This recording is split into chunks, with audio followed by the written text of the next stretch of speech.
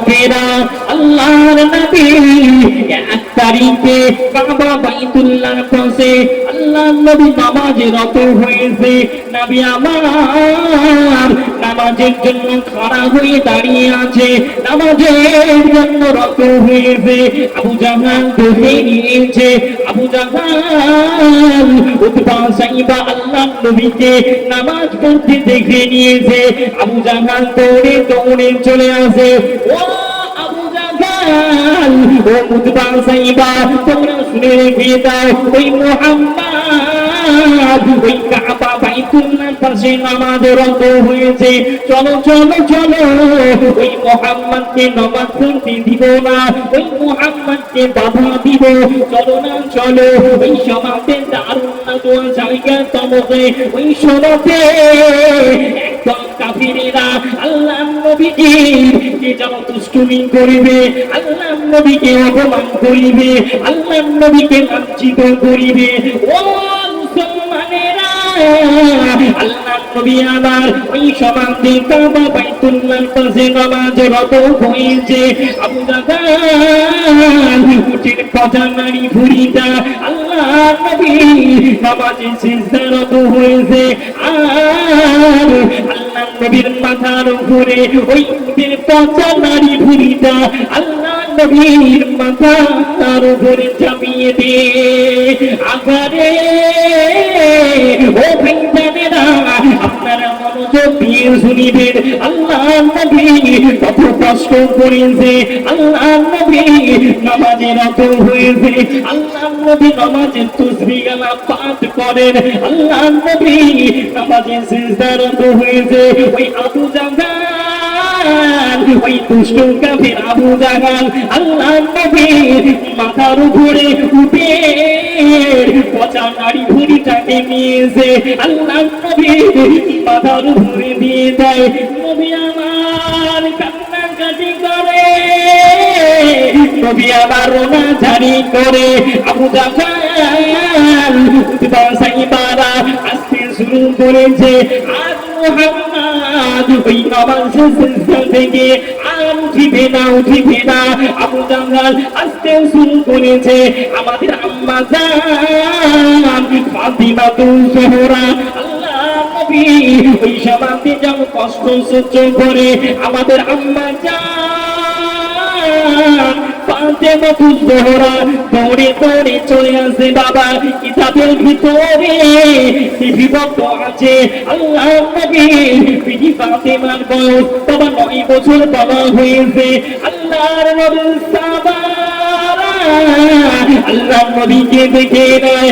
আর নবী আমার কষ্ট সহ্য করতে পারে না, পারে না। আমাদের আম্মা জান ফাতিমা দৌড়ে দৌড়ে চলে আসে, গুটি গুটি গুটি গুটি পায়ে আল্লাহর নবীর কাছে চলে আসে। গুটি গুটি হাত দিয়ে ওই কচি কচি হাত দিয়ে বাবা আল্লাহর নবীর মাথা থেকে ওই উটের পচা নারী ভুঁড়িটাকে সরিয়ে দেয়। আল্লাহর নবী কান্নাকাটি করে, আল্লাহর নবী দুঃখ হয়। আল্লাহর নবী নামাজে সিজদা থেকে উঠে যায়, উঠে যায়। নবী আমার ফাতেমাকে টাকার পরে জোরে ধরে দেয়। ও মা ফাতেমা, ও বিবি ফাতেমা, তবে শুনে রেখে দাও, শুনে রেখে দাও। আর যদি তুমি না আসতে আবু জাহাল ওই উতবা সাইবারা আমাকে আমার মাথার উপর দিয়ে এই উটের পচা নারী ভুঁড়িটা সরিয়ে দিত না। ও মা ফাতেমা, তবে শুনে রেখে দাও, জেনে রেখে দাও। ও মা ফাতেমা, আমি তোমার আব্বা জান, আমি তোমাকে এত ভালোবাসি। ও মা ফাতেমা, তবে তুমি কান্নাকাটি রোনা জারি করিবে না। জোরে বলুন, আর একটু আপাতে বলুন না। ও সোনার মানিকেরা, ওই সমাজে আল্লাহর নবীর বিবি ফাতেমা বলতে লাগিলেন, আব্বা জান, আব্বা জান বলে দেন, বলে দেন, তবে আপনি একটা কথা বলে দেন। ও আব্বা আব্বাজান আপনাকে ওই আবু জাহল ওই উতবা ওই সাইবা কিসের জন্য আপনি নামাজে রত হয়েছে আপনার মাথার উপরে ওই উটের পচা নারী ভূমিটা কিসের জন্য দিয়ে দেয় আব্বাজান আপনি কি মক্কার লোকেদের ঠকিয়েছেন আব্বাজান আপনি কি মক্কার লোকেদের কোনো কিছু বলেছেন ও মা ফাতেমা তবে শুনে রেখে দাও মা ও মা ফাতেমা তবে জেনে রেখে দাও না মানা আমি কাউকে ভাগাই নাই আমি কাউকে কষ্ট দিই নাই তবে শুনে রেখে দাও তবে জেনে রেখে দাও আল্লাহ পাক আমাকে কবি করেছে আল্লাহ পাক আমাকে দোজাহানের বাদশা করেছে ও মা ফাতেমা